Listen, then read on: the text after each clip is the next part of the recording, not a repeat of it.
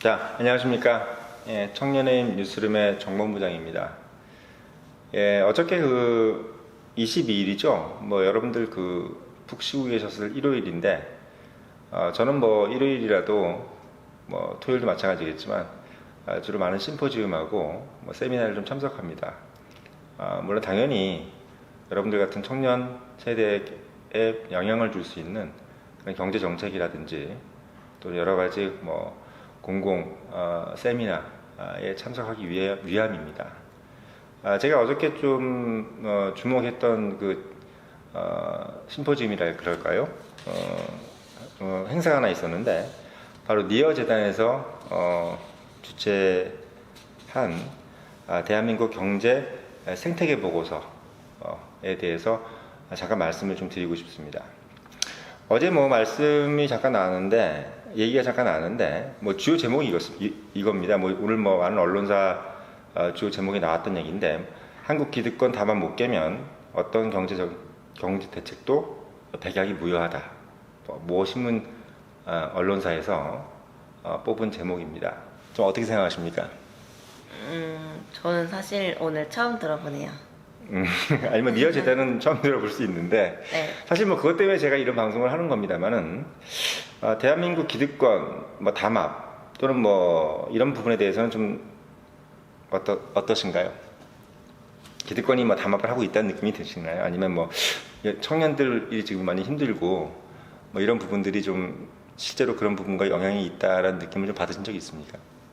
담합을 한다는 생각은 하는데 그게 사실 저희의 취업률과는 아주 큰 관련성은 잘 모르겠습니다. 어떻게 보면 이제 피부로 못 느낀다는 말씀이시겠죠? 네. 뭐 사실 너무나 거시적인 경제 부분이라 지금 이제 막 사회를 진출하고자 하는 청년 세대들한테는 사실 크게 오는 부분은 아닐지 모릅니다. 다만 전반적인 거시경제뿐만 아니라 우리나라 대한민국 사회를 목도하기 위해서 좀 더 제대로 목도하기 위해서 이런 정도의 어떤 정보를 알려주고자 제가 오늘 이 주제를 써보지기라고 그러죠. 이 주제를 좀 정했습니다. 주요 내용을 좀 말씀을 드리면 한국 그러니까 니어 재단에서 말한 한국 경제 생태계의 특성을 5가지로 좀 요약을 했더라고요. 그러니까 보시면 첫 번째 기득권 장벽, 방금 처음에 말씀드렸듯이 기득권 담합이라고 할 수 있죠.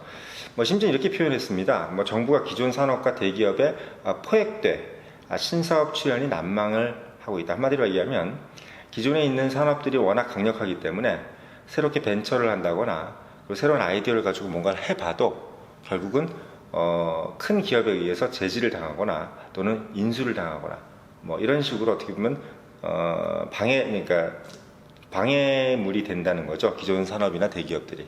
네. 이 부분은 어떻게 생각하세요? 아이디어를 도용하는 경우가 많다고 들었습니다.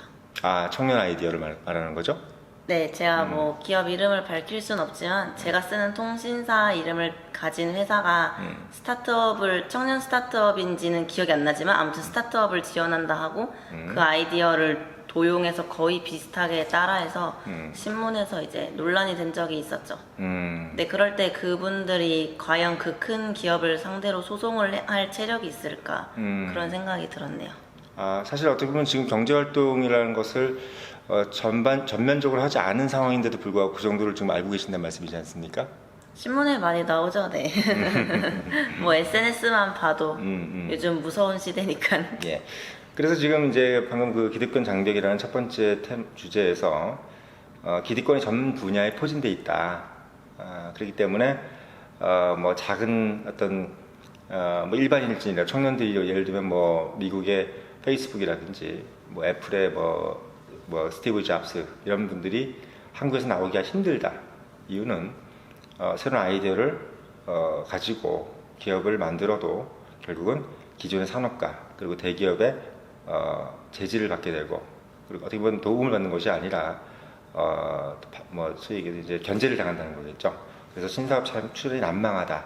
이게 첫 번째 이제 테마였고요. 두 번째 테마가 이제 단절과 폐쇄성.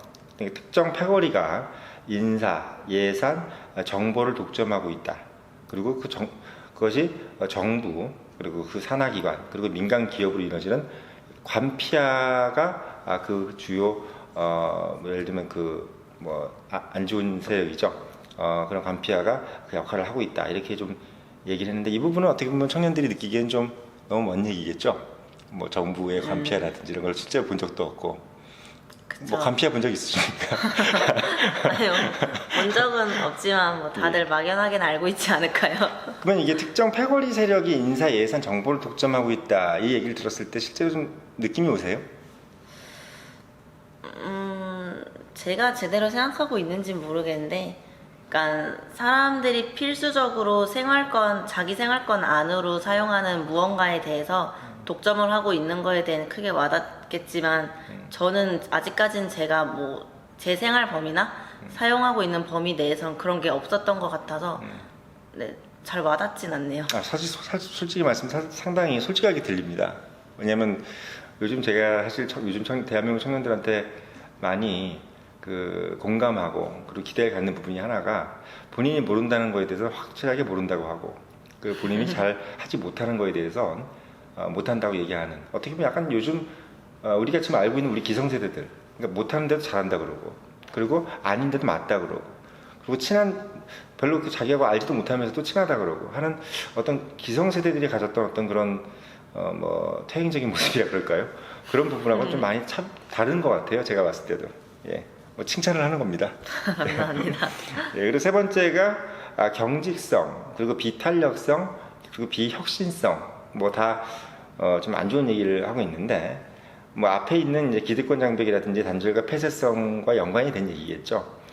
그래서 이제 여기서 한 대목은 결국 12개 제조업이 20년 동안 수출 산업을 독과점하고 있다.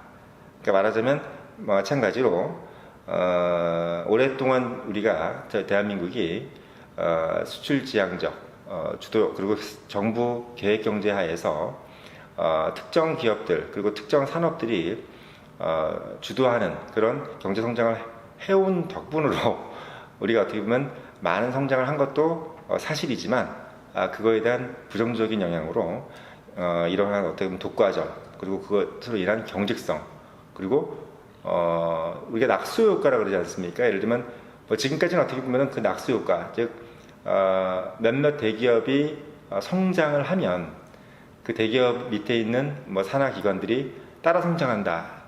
어떻게 보면 약간 뭐 상당히 어떻게 보면 산술적인 어떤 그런 뭐랄까요 분석인데 지금까지 그것이 어느 정도 이제 맞았다라고 이제 할 수 있겠습니다. 근데 지금은 그런 어떤 폐쇄성이 그러니까 경직성이 오히려 우리나라 경제를 저해하고 있다. 그러니까 발전을 저해하고 있다. 이렇게 지금 분석을 하고 있네요. 그리고 네 번째 단기주의. 그러니까 말하자면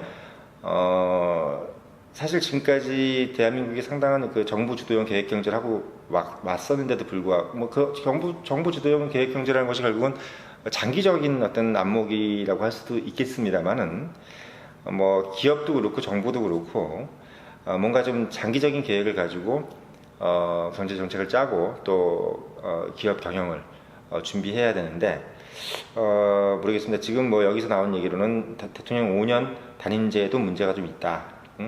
그러면서 정책도 상당히 단기적이고 그리고 근본 처방보다는 대응책 어떻게 보면 언발의 오줌 누기 그때마다 어떻게 보면 미봉책을 쓴다. 뭐 이런 부분을 좀 지적을 했습니다. 뭐 상당히 뭐 또 여러 가지 얘기가 있긴 한데 저희가 오전에 말씀드리기에는 조금 긴 얘기라 이 정도로 말씀을 드리겠습니다. 그리고 마지막으로 현상유지 증후군이라고 합니다. 말하자면 결단을 미룬 채 현상 유지를 목표로 하고 있다.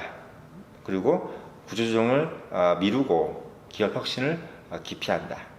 저는 오히려 이 다섯 번째 부분, 그러니까 현상유지 증후군이라는 부분이 아마 우리 청년들의 취업을 가로막는 가장 큰 요인이 아니겠는가.